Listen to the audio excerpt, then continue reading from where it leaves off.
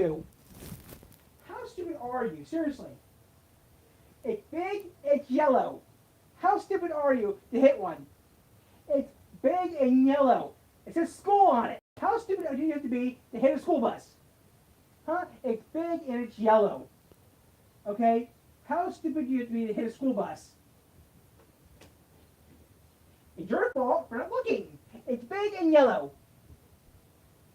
That's why you got charged for hitting a school bus, because you're an idiot. It's big. It's yellow. That's why you get charged for. That's why you get charged for hitting it for, because you're an idiot. You can't see this big yellow thing. That and you hit it and you get charged for. And you get charged for hitting it. Yeah, because you're an idiot. That's why you get charged for hitting it for, because you don't see it. It's not my fault you got charged with it. It's your fault. You can't see a school bus. It's big and yellow. No wonder you got charged with being stupid.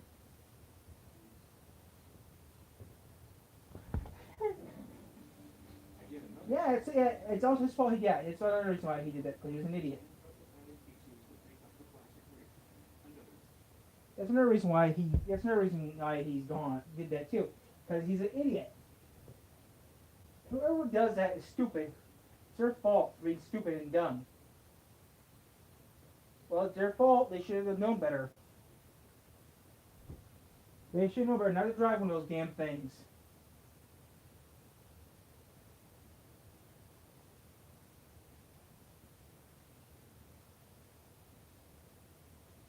Yeah, that's why he should get charged. That's why it's not his fault. It's his fault.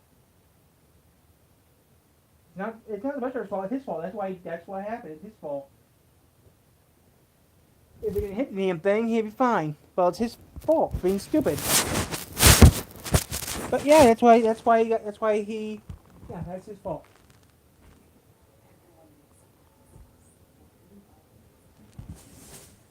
Are you still gonna do that thing? Yeah, I will be doing that video later on tonight. But yeah, that's how. If you're that stupid.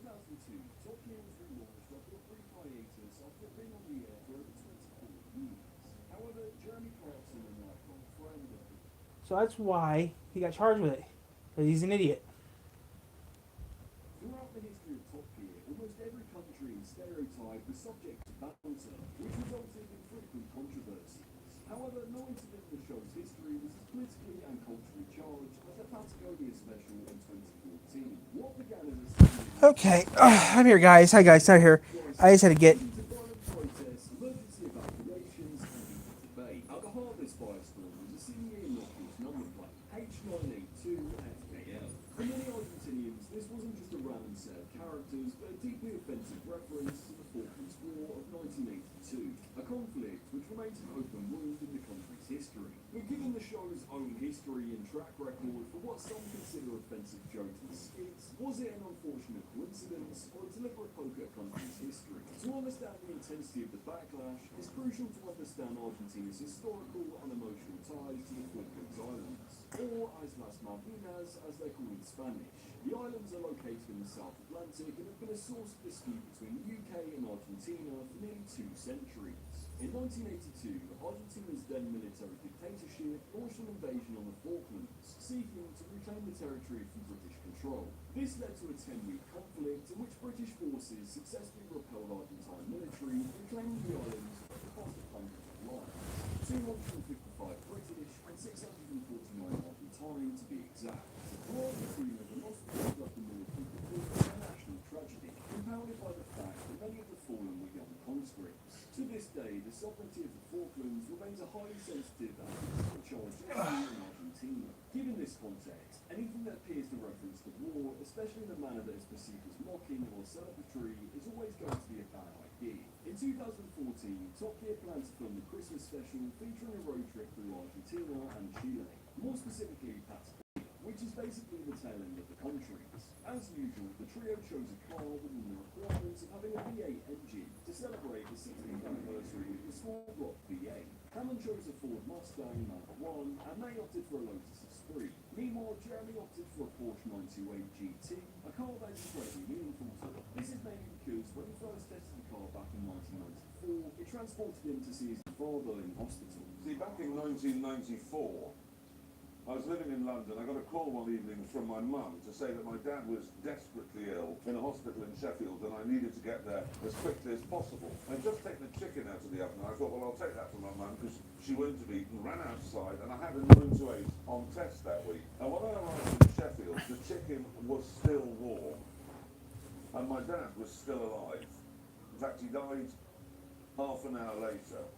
And the truth is, if I hadn't have been driving a car which could sit quite happily at 170 miles an hour, I wouldn't have had the opportunity to say goodbye to my dad. So as far as I'm concerned, the 9-to-8 is all right. Yep. On the 17th of September, That makes sense. Okay, guys, I'm journey from Bariloche, back. intending to film scenic drive through Patagonia and then ultimately play a game of park football in Ushuaia with the local Argentinians. However, as the film progressed, Argentine viewers and media outlets began to see something which to them obvious reference to the Falklands War and led to the number plate spreading rapidly across Argentina. Once they crossed into Chile, they made their way to Buenos Aires. When usual Top Gear fashion, they had to modify their cars so they could carry the materials and resources to build a car football stadium in the city of Ushuaia, a place with strong historical ties to the Falklands War.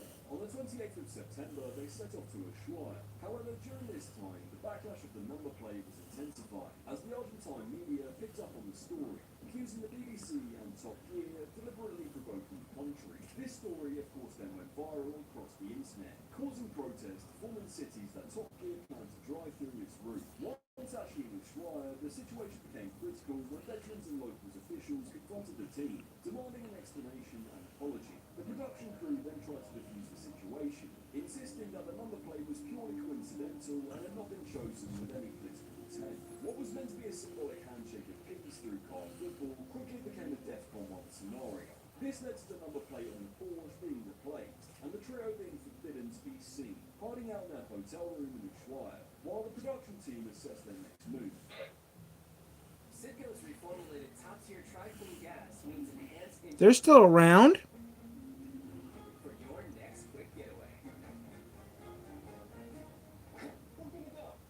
Fuel up at Citgo, and you're good to go. I didn't know Sicko was still around. I thought Sicko was gone. So we're killing some time, guys, before we do anything crazy later. We're gonna do all the...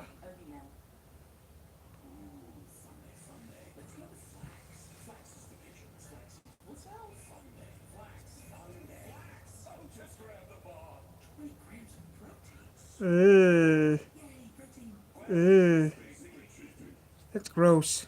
The Outsiders is the Tony Award-winning Best Musical. Critics have called it more pulse-pounding than anything on Broadway, and the best new musical of the season. The Outsiders, playing DeVos Performance Hall June 9th through 14th. Tickets at Broadway Grand Rapids. I wish I could make some money on YouTube.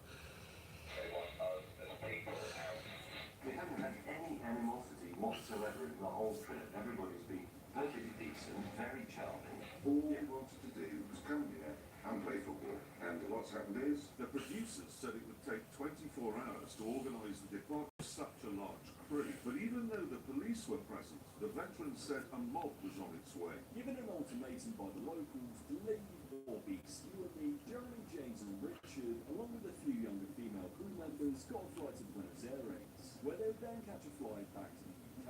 The trouble is, we thought that we were the magnet for all that because we're the presenters, and it was whatever this perceives like what has to come from us. So we ran away to the airport. How did you know? We all get in one car and flee.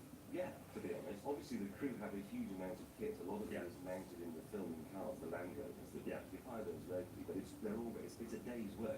I'm sure it is, yeah. What's a big support crew you've got? On the 2nd of October, after planning an escape route out of Argentina, the production crew was forced to leave Ushuaia. With 4 tons of equipment loaded into the cars, the 31-strong film crew headed out of the town with a police escort, which would take them 184 miles to the border town of San Sebastian, where they cross over into Chile.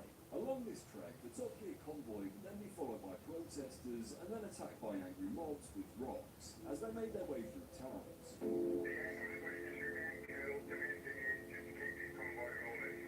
Then, just outside the town of Tolowin, the police told the convoy to pull over and prepare for an attack.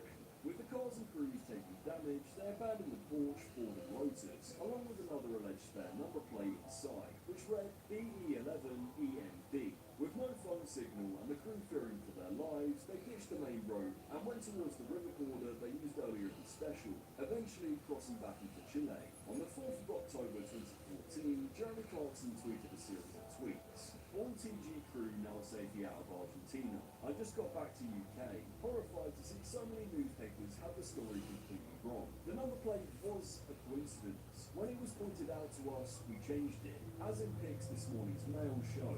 On Christmas Day, when the special aired, Jeremy Clarkson tweeted, "Happy Christmas to everyone, except the Tierra del Fuego people of Argentina. You lot can sod off." After the show aired, the debate continued whether the number plate was on purpose or not. It was mainly about the question of the chances of having that specific number plate on that car. During 2 separate interviews, James and Richard cleared it up from their perspective. So we bought the cars, bought them in the UK, and all this COD arithmetic about the chances of having that. What is it you found out, Rich? The chances of coincidentally buying a car with that registration to take to Argentina, 13 million to 1. You see, I would contend that that is nonsense, because that is true of any number plate you choose, because they are all unique. That is the point of the number plate. But this one was particularly unique, though. It's actually meaningless. Now you have to remember, all the cars that we chose are extremely rare. Jeremy wanted a 928 GT. His car he's very keen on, it has been for a long time, but he wanted a manual, which is a very rare car in Britain in right-hand drive. Now we found 2 for sale. One of them was considerably better than the other one, which is the one we bought. So in actual fact, because they all wear the registration numbers they've had from new, and there's nothing you can really do about that, the chances of buying that car are actually 1 in 2.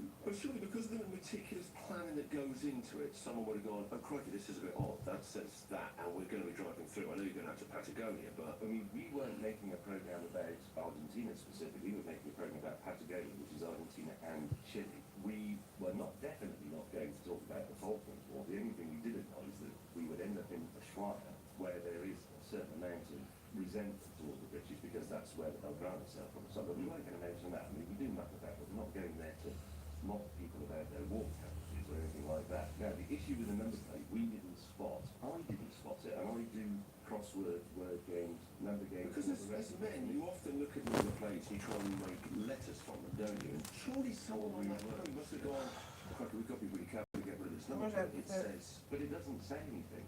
I don't think it's the number plate that's the issue, really. It's what happened following it. We were making a film about how great it was, because it was gorgeous. And then we got a tweet about a week into the sort of reshoot that pointed out that the number plate on one of the cars, you could, I mean, you can, I can see it, yeah. So we all ran cold. Oh, no, that's bad. Because we were going right down the wire, where there's still been about 10 years. There was a war, people died on both sides. So we thought, cool, well, if that's going to cause offence, take it on. Yeah. But that wasn't enough, and then the works office.